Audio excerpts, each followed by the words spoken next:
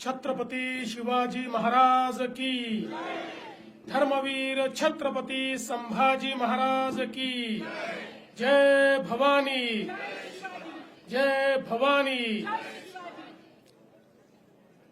महाराष्ट्राची कुलस्वामिनी आई तुळजा भवानी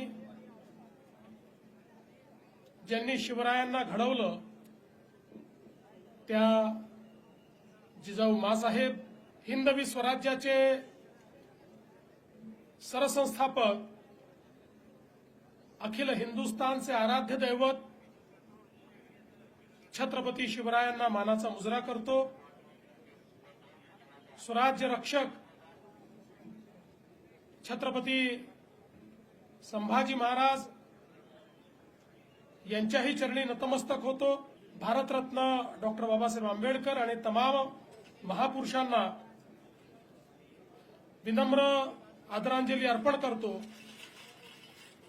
आज शिवजयंतीच्या या सोहळ्यामध्ये मंचावर उपस्थित असलेले राज्याचे लोकप्रिय उपमुख्यमंत्री माननीय एकनाथराव शिंदेजी, महाराष्ट्राच्या पहिल्या महिला उपमुख्यमंत्री आदरणीय सुनेत्राताई पवार, आमचे सहकारी आशिष शेलारजी, शरद सोनवणेजी, विजय घोगरेजी, अतुल बेंडकेजी, रितेश देशमुखजी, सत्यशील शेलकरजी, राजेंद्र कुंजीरजी, आशाताई बुचके, श्री सुनील फुलारी, श्री जितेंद्र डुडी, श्री संदीप सिंग गिल, ज्यांना पुरस्कार मिळाला असे डॉक्टर विनोद हांडे, कैलासवासी पंकज वामन, लेफ्टनंट अजिंक्य मेहर, श्री शिवाजीराव खैरे, सब लेफ्टनंट श्रुतिका ताथवडे, प्रवीण ताथवडेर आणि या ठिकाणी उपस्थित सर्व भगिनी आणि बंधूंनो, मी सर्वप्रथम आपल्या सर्वांना शिवजयंतीच्या खूप खूप शुभेच्छा देतो आणि जगभरातल्या शिवप्रेमींना या शिवजयंतीच्या निमित्ताने अशाच प्रकारे महाराजांचा आशीर्वाद आणि प्रेरणा मिळत राहो अशा प्रकारची प्रार्थना करतो। आपण सगळे जाणतो की छत्रपती शिवराय नसते तर या भारताचा इतिहास जो आज आपण पाहतोय, या भारताचा भूगोल जो आज आपण अनुभवतोय, यापैकी काहीही राहिलं नसतं। खऱ्या अर्थानं ज्या काळामध्ये या उभ्या हिंदुस्थानामध्ये अनेक राजे आणि राजवाडे मोगलांचं मंडलिकत्व स्वीकारून त्या ठिकाणी काम करत होते, अशा परिस्थितीमध्ये आई जिजाऊ माँसाहेबांनी छत्रपती शिवरायांना घडवलं आणि घडवताना सांगितलं की तुम्हाला या मराठी मुलकाला, या हिंदुस्थानाला या मोगलांच्या जोखडातनं मुक्त करायचं आहे आणि या ठिकाणी रयतेचं राज्य स्थापित करायचं आहे। आणि आपल्याला माहिती आहे छत्रपती शिवरायांनी 18 पगड जातीच्या तमाम मावळ्यांना एकत्रित करून एक अशी फौज तयार केली, ज्या फौजेने या ठिकाणी खऱ्या अर्थानं स्वराज्याची स्थापना केली। आणि छत्रपती शिवरायांनी सांगितलं, हे माझं राज्य नाहीये, हे रयतेचं राज्य आहे। तुम्ही जे लढता आहात हे मला राजा बनवण्याकरता लढत नाही, तुम्ही जे लढतात ते देव, देश आणि धर्माकरता लढता आहात। तुम्ही जे लढतात ते सामान्य माणसाला या मोगलांच्या जोखडातनं मुक्त करण्याकरता लढतात।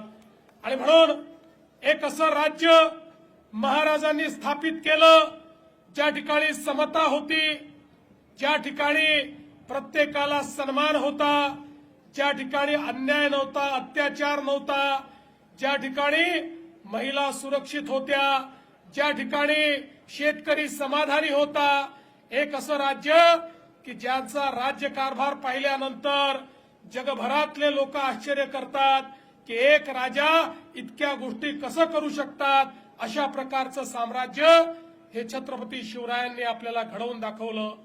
शिंदे साहेबांनी सांगितलं कशा पद्धतीनं महाराजांनी या ठिकाणी वेगवेगळ्या व्यवस्था उभ्या केल्या, मग राज्य चालवण्याकरताची व्यवस्था असेल, 50 प्रकारचे कर संपवून एकच कर आणि तो कशा पद्धतीनं वसूल होईल याची कर पद्धती असेल, पाण्याचं नियोजन असेल, जंगलांचं नियोजन असेल, आणि एवढंच नाही तर भारताच्या इतिहासामध्ये हा पहिला राजा होता आमचा राजा की ज्यांनी ओळखलं की आपला पुढचा शत्रू हा समुद्राच्या मार्गाने येणार आहे आणि त्यामुळे जलदुर्ग बांधून आपल्या पश्चिमी किनाऱ्याला संरक्षित करण्याचं काम हे छत्रपती शिवरायांनी केलं. आणि पहिल्यांदा पोर्चुगीजांचा पराभव केल्यानंतर जोपर्यंत छत्रपतींचं शासन होतं तोपर्यंत समुद्री मार्गे येण्याची हिंमत कुठल्याच देशाच्या कुठल्याच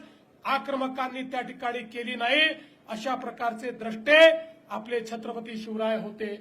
आणि म्हणूनच आज खऱ्या अर्थानं ज्यावेळी छत्रपती शिवरायांची जयंती आपण साजरी करतो आणि ती देखील ज्यावेळी आपल्या देशाच्या प्रधानमंत्र्यांनी आपल्या शिवनेरी सहित महाराजांचे 12 किल्ले जागतिक वारसा स्थळ म्हणून त्या ठिकाणी नॉमिनेट केले आणि जगातल्या 27 देशांनी एकमताने मतदान करून या ठिकाणी संपूर्ण जगाकरता होय हे जागतिक वारसा स्थळ आहेत अशा प्रकारची मान्यता दिली. आमच्या आशिष शेलारांनी ते प्रमाणपत्र देखील या ठिकाणी घेतलं. त्यामुळे आता आपले शिवराय हे जागतिक होतेच, पण आता जगाने देखील मान्य केलंय की त्यांनी निर्माण केलेले किल्ले हे जागतिक वारसा स्थळ आहेत. अशा प्रकारचा जागतिक वारसा निर्माण करणाऱ्या शिवरायांची प्रेरणा आपण घेतो आणि म्हणून आवश्यक आहे त्यांनी दिलेल्या मार्गावरच आपल्याला चालावं लागेल. त्यांनी दिलेला मार्ग हाच मार्ग विकासाचा मार्ग आहे, तो प्रत्येकाच्या उत्थानाचा मार्ग आहे. मला या गोष्टीचा अभिमान आहे. या शिवनेरीवर आमच्या अजितदादांचं प्रचंड प्रेम होतं. मागच्या काळात आम्ही घोषणा केली होती की या महाराष्ट्रातले शिवरायांचे सगळे किल्ले हे आम्ही अतिक्रमण मुक्त करू. आणि आज मला सांगताना आनंद वाटतो, पुणे जिल्ह्यातले सगळे किल्ले आता अतिक्रमण मुक्त झालेले आहेत.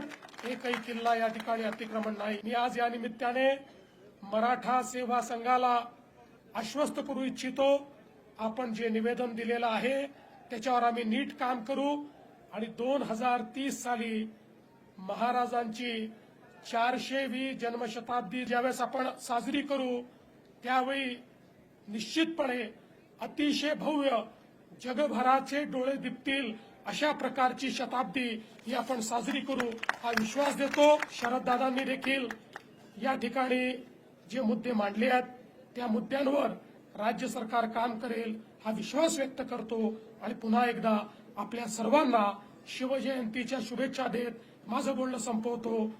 जय भवानी, जय शिवाजी.